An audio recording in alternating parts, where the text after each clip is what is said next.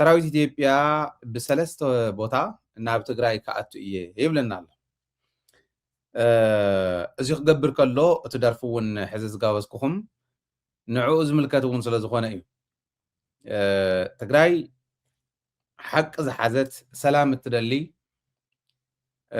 ፀረ ሰላም ዝኾኑ ሓይልታት እናተዋግአት ዝመፀትን እናተዋግአት ዘላን ዓዲ እያ ዘይምዕዳል ኮይኑ እቲ ምውጋእና ክሓፅረ ይከኣልን ሕዚ እውን ምስቶም ፀረ ሰላም ሓይልታት ኢና ንዋጋእ ዘለና ነገር ግን እቶም ፀረ ሰላም ዝበሃሉ ሓይልታት እቶም ፀላእቲ ታሪኻውያን ፀላእቲ ህዝቢ ትግራይ ዝበሃሉ ናይ ባዕልና ሕማቃት ተጎዝጊዞም ዝፍፅምዎ እምበር ብናይ ባዕሎም ዓቕሚ ብናይ ባዕሎም ክእለት ዝፍፅምዎ ወይ ዝፈፀሙልና ጥቅዓት የለን ኢለ ክቕምጥ ክእል እየ ኩሉ ኣብ ልዕሊ ህዝቢ ትግራይ ዝተፈፀመ እስካዕ ሎሚ ስንፍና ናይ መራሕትና እዩ እቶም 8 ጀኖሳይድ ዝበሃሉ እንድሕሪት ተመሊስና እንተመርሚርናዮም እንታይ እዮም ሰኒፎም መራሕቲ ትግራይ ብዘመነ ዮዲት ጉዲት ዝነበሩ እንታይ እዮም ሰኒፎም መራሕቲ ትግራይ ብዘመነ ግራኝ ኣሕመድ ዝነበሩ እንታይ ስንፍና እዩ ነይርዎም መራሕቲ ትግራይ ብዘመነ ዘርኣያ ያዕቆብ ብዘመነ ደጃቱ ውቤ ብዘመነ ምኒልክ ብዘመነ ሃይለ ስላሴ ብዘመነ ደርጊ እንታይ እዮም ሰኒፎም እቶም ሕዚ ንሕና ዓይንና እንዳርኣና እዝንና እንዳሰምዐ ጀኖሳይድ ኣብ ልዕሊ ህዝብና እናተፈፀመ ብዓይንና እንዳረኣናዮ እንዳተፈፀመ ንኩልና ዘብከየና ጀኖሳይድ ክፍፀም ከሎ መራሕቲ ትግራይ እንታይ ዘኒፎም እዚ ኢልኩም ተሓቲትኩም ፀላእትና ታሪኻውያን ፀላእቲ ህዝቢ ትግራይ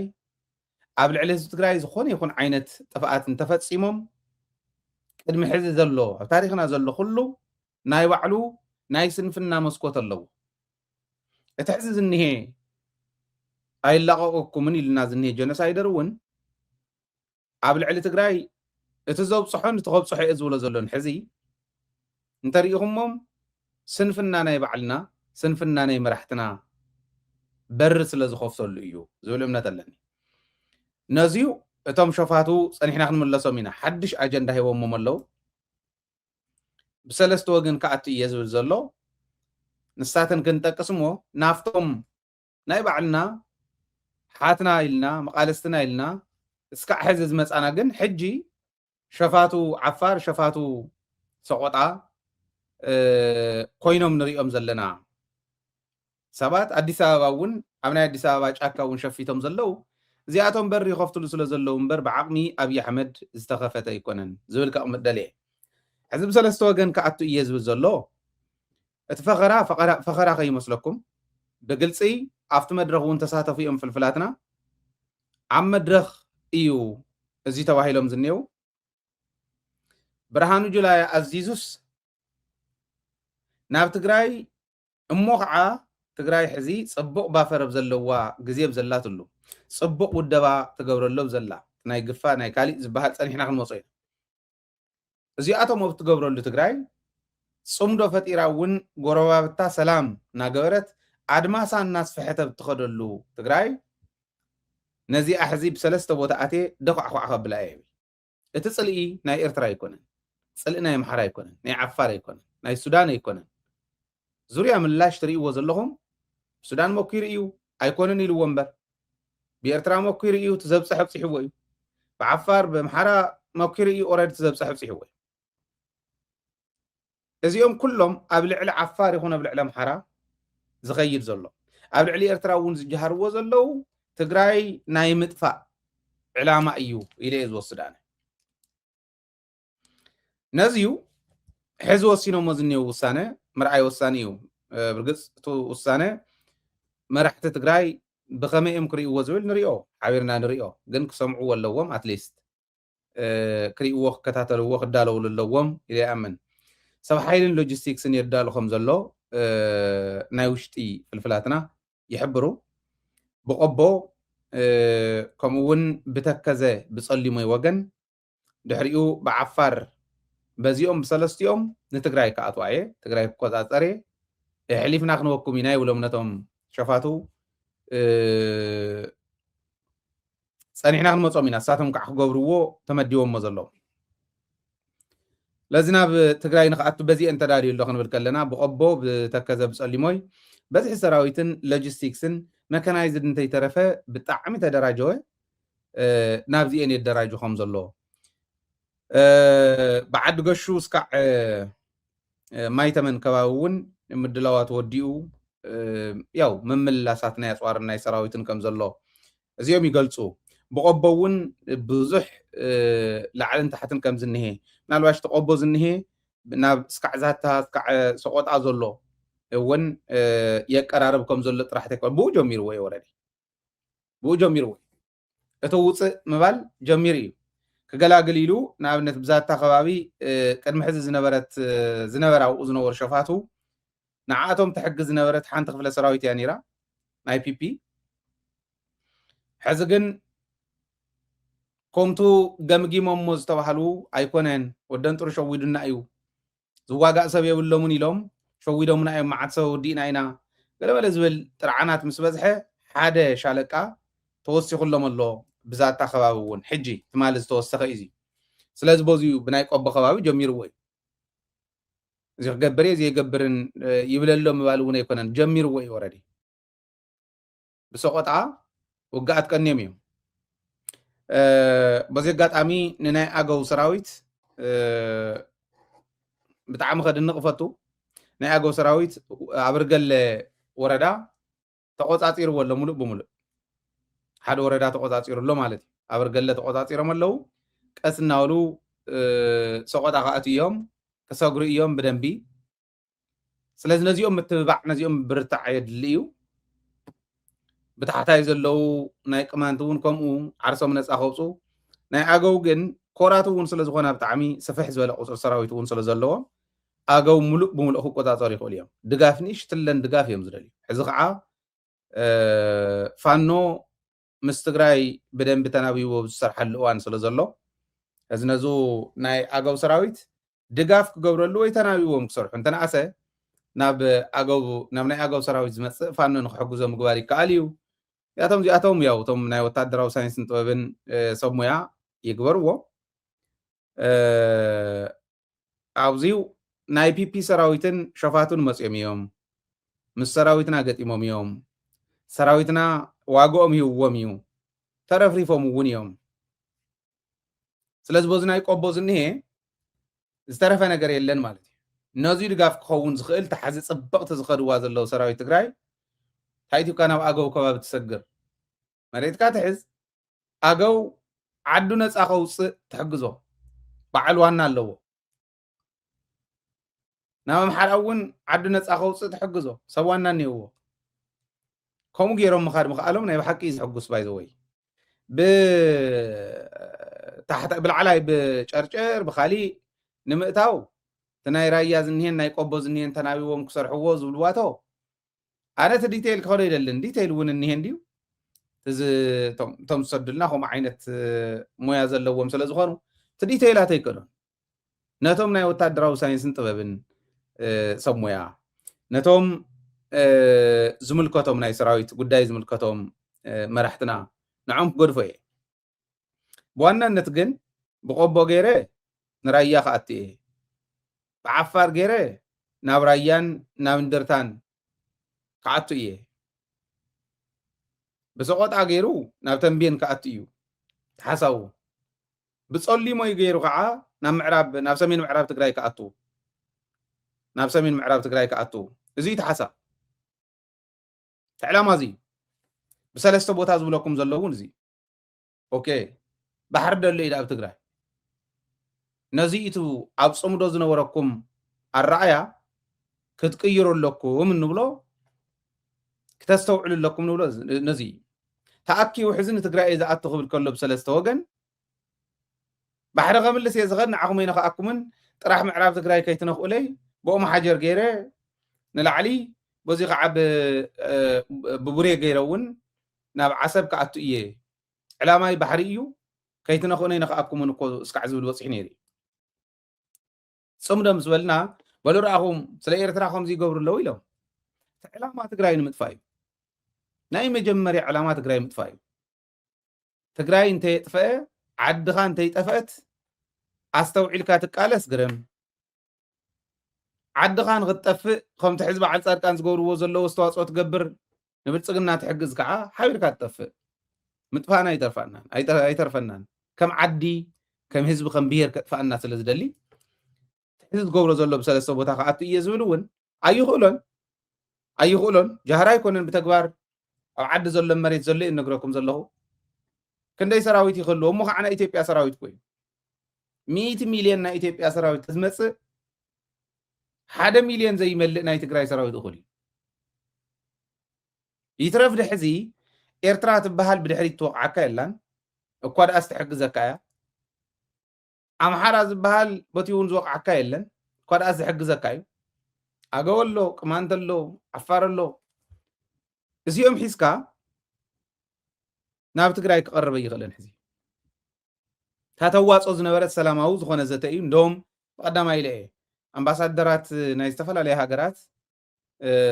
ሰላም ክትገብሩ ክትክእሉ ኣለኩም ሰላም ክትውድእዎ ኣለኩም ኢሎም ዕሩቕን እውን ኢሉ ንሱ ዓዲ ከፍርሱ ፅምዶ ፈጢሮም ይመፁ ኣለዉ ተጋሩ ዝጎተትዎም ኤርትራ ዝበሃልን ሱዳን ዝበሃልን ገበላት እዮም ዝመፁን እኒአው ትግራይ ኣጎቲታቶም እሞ ዓዲ ከፍርሱ ይኸዱ ኣለዉ ኢሉ ናብ ጥርዓን ምስ ከደ ሓቲቶሞም እዮም መራሕትና ተሓቲቶም እዮም ኣሜሪካ ናይ ኣውሮፓ ሕብረት ናይ ኣፍሪካ ሕብረት እዚኦም ሓቲቶም እዮም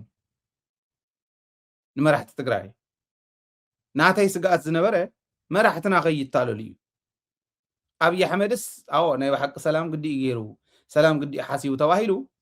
ኦኬ እምበኣር እሞ ሰላም እስካዕ ንገብሮ ጠጠው ቢልና ያለና ምዕራብ ትግራይ መምላስ ሰሜን ምዕራብ መምላስ ከይበሃል እዩ ናተይ ስጋኣት ነይሩ እምበር ኣብይ ኣሕመድስ ዝገበረ እንተገበረ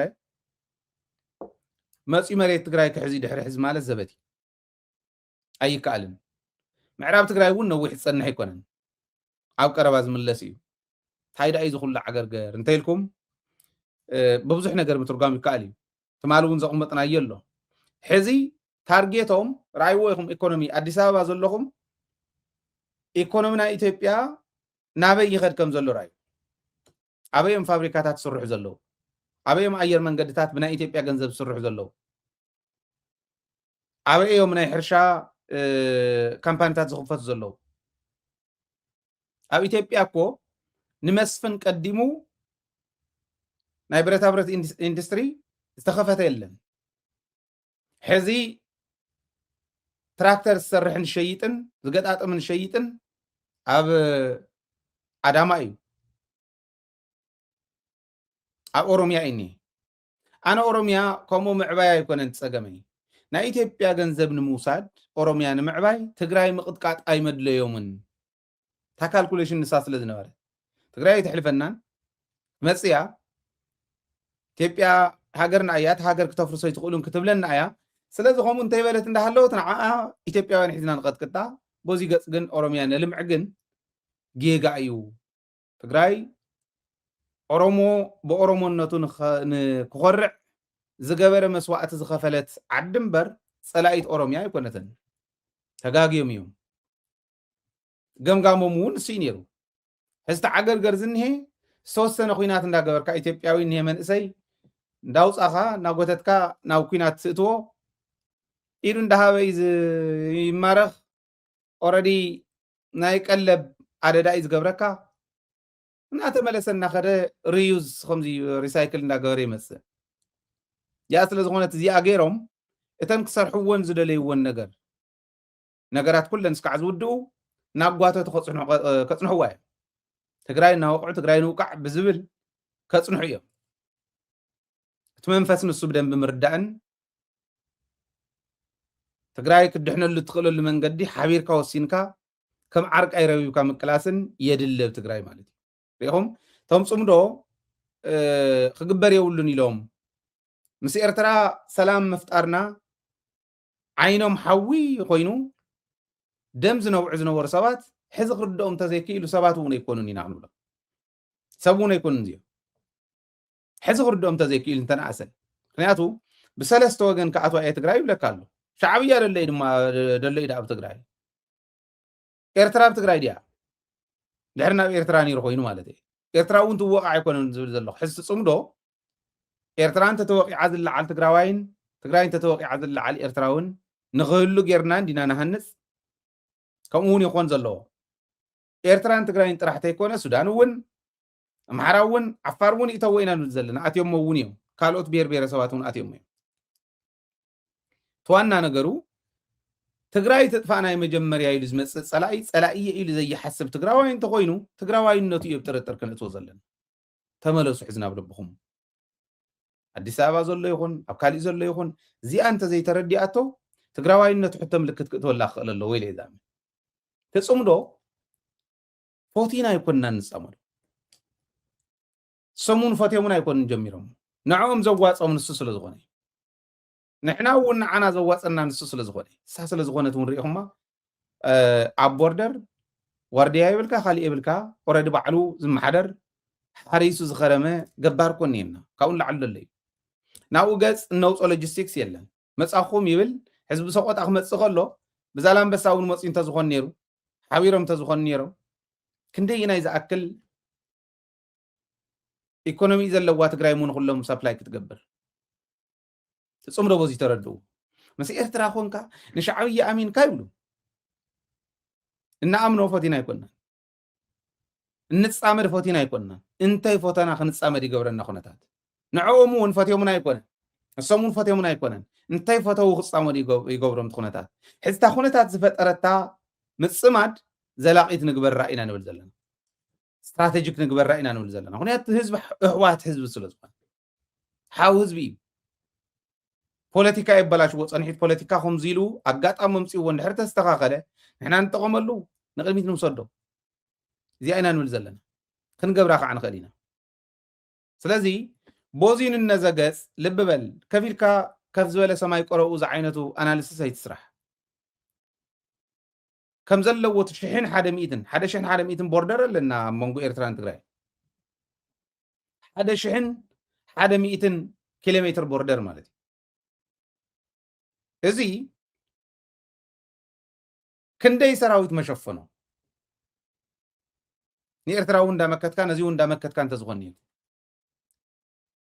ክንደይ ሰራዊት መሸፈኖ ነይሩ ክንደይ ጠቕሚ ረኺብና ኣሎ ከም ዘለና ንሶም እውን ክንደይ ጠቕሚ ረኺቦም ከም ዘለዉ ንፈልጥ ኢና ብርግፅ ትግራይ ሓሊፉ ንዕኦም ክወግኦም ስለ ዘይኽእል ዝሕልውዎ ብዓፋር ዝሕልውዎ ብታሕቲ ብምዕራብ ትግራይ በቲ ትግራይ ሰራዊት ትግራይ ዘይብሉ እዩ ንዕኦም ጥቕሚ ንዓና ረጊፁ ዝሓልፍ የለን ተመፂኡ እውን መጀመርያ ምሳና ይኽዋጋእ ንዓና እውን ጥቕሚ እዩ ብድሕሪትን ብቅድሚትን ኣይንውጋእን እዚኣ ክሓስብ ዘይኽእል ፖለቲከኛ ኢሉ ክኸይድ ከሎ ይሕዝነኒ ኣነ ብጣዕሚ እዮም ዝሕዝኑ ሕዝቶም ዝሕዝኑ ንግለፆም ቦዚ እናተባህለ እናሃለወ ሰራዊት ኢትዮጵያ እዚ እናበለ እናሃለወ ነቶም ሸፋቱ ዝተዋሃቦም ዕዮኒ ኣብዚኡ መሪሕነት ትግራይ ብደንቢ ከዳምፁን ይደሊ እየ ምክንያቱ ቅድሚ ሕዚ እውን ገይሮሞ እዮም እስካዕ ቀረባ እውን እንዳገበርዎ ፀኒሖም እዮም ኣይገብርዎን እውን ኣይበሃልን ኣብ ውሽጢ እውን ናታቶም ተለኣኽቲ ክህሉ እዮም ሕዚ ተለኣኺኻ ተባሂሉ ይባረር ኣይኮነን መብዛሕትኡ ሰብ ክታለል ይኽእል እንድዩ ንኸይታለል ዝገብር መንግስቲ ፖሊስ እንዳለኣኸ ብምእሳር ኣይኮነን ወይ ከለ ከምዚ ኢኻ ኢሉ ብምንፃል ኣይኮነን ሚድያታት እኒኦ ኣብ ሚድያ ወፂኡ ሃገርነት እንተርዲኡ ዕላማ ሃገር እንተርዲኡ እቶም ዓዶም ዝሸጡ ዓዶም ንኸይሸጡ ክገብር ዝኽእል ፖለቲካዊ ስብከት እንተገይሩ ንሱ እኮ ኢቱ ምትራፍ ማለት ሕዝቲ ናይ መሪሕነት ዕሉ ጠፊእዎ ዘሎ ከይድ ድማ እንታይ መስለኩም መሪሕነትና በዲልካ እንተኾንካ ይትረፍደ በዲልካ ዘይበደልካ እውን ፀለመ ከፅልመካ እንተለሊ ሆ ይብል ዓቕሚ ሃኒፆ ክንዲ ናብ ባዕሉ ናብ ጥቕሙ ምቕያር ዓዲ ሃገር ብዝደርበይዎ እምኒ ተቐቢሉ ገዛ ኣብ ክንዲ ምስራሕ ናይ ባዕሉ ዘይተደርበየ እውን ተደርቢሉ ፀለመ ፀሊሙ ሰባቱ ምስዳድ ይተፀሚዱ ፀኒሑ እዚ ናይ ድኹማት ምልክት እዩ እዚኣ ጌጋ እያ እዚ ኣብ ውሽጢ ዝኔው ተለኣኽቶም ናታቶም መልእኽቲ ሰሚዖም ዓዲ ከይሕንፈሹ ህዝቢ ከየደናግሩ እንታይ ንግበር እዚ መራሕቲ እንዳወፃኹም ከመይ ኢኹም ክትመርሕዋ ዓዲ ከመይ ዓይነት ዕድላት እዮም ዘለዉ ንቅድሚት ከመይ ክነብር ዝኽእል ዘሎ ከመይ ክነብር ዝኽእል እንተመፂኡ ደገ ዝኒሄ እዚኦም ዝብሉ ብደንቢ ህዝቢ ምርዳእ እንተኽኢልኩም መራሕቲ ኢቱ ምቕያር ማለት ክትቅይሩ ትኽእሉ እዚ ሚድያታትና እንተ ተጠቒምኩምለን ሚድያታትና እንተ ተመሪሐን ቢሮ ኮሚኒኬሽን ሕዚ ሓድሽ ተመደበ ዶክተር አብርሃም ሚድያታት ኣኪብካ ኦሬንት ምግባር ናይ መኸተ ጉዳይ ነውር የብሉን ናይ ሚድያ ናፅነት ዳፍኡ ክመስሎም ክእል እዩ ንገሊኦም ትዝብሎ ዘለኹ ሕዚ እቲ ግፋን ካልእን ዝብልዎ ዘለዉ እውን እንታይ ማለት ምዃኑ ርዲእኻ እቲ መኸተ ንብሎ ዘለና እውን እንታይ ማለት ምዃኑ ርዲእኻ ከም ዓመይ ይኮንናን ንሕና ሕዚ ንሓንቲ ወይ ዝገልፆ ዝነበርኩ ዓይነት ኣድቫንቴጅ ዘለዋ ትግራይ ቀረባ እዋን ምዕራብ ትግራይ ክተምልስ እያ ብዘይ መስዋዕቲ ክነምልሰሉ ንኽእለሉ መንገዲ ንኽድ መስዋዕቲ እንተድልዩ ግን ንዓድኻ ዘይምስዋዕ ኣብ ትግራይ ይነበረን ንዓድኻ ትስዋዕ ኣላ እስካዕ ክንዱእ ትኸደላ ማለት እዩ ግን ዘይተሰዋእኻ እውን ብደንቢ ፖለቲካሊ ማቹርድ ዝኾኑ መራሕቲ እንተሃልዮም ከሳግሩና ይኽእሉ እዮም እንተይ ተሰዋእኻ ብዘይ መስዋዕቲ ክንረኽባ ንኽእል ኢና ዝብል እምነት ኣለኒ